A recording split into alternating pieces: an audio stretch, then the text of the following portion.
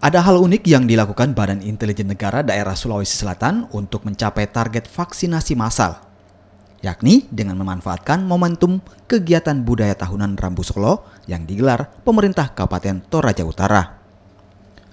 Rambu Solo dipilih karena dalam acara adat ini banyak dikunjungi warga, sehingga mudah untuk mengajak warga untuk melakukan vaksinasi.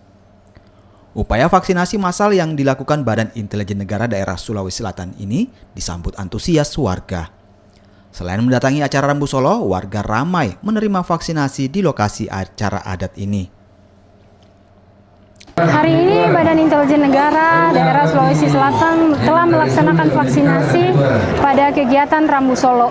Rambu Solo ini dihadiri oleh ratusan sampai ribuan masyarakat yang datang dari luar Kabupaten Toraja Utara.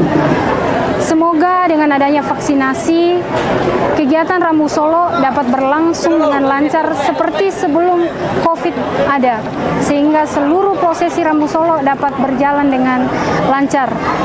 Terima kasih kepada pemerintah.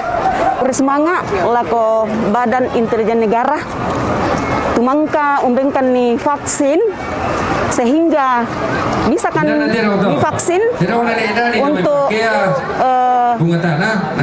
mengadakan pesta ini, sehingga pesta ini bahkan semoga pesta ini boleh terlaksana dengan baik.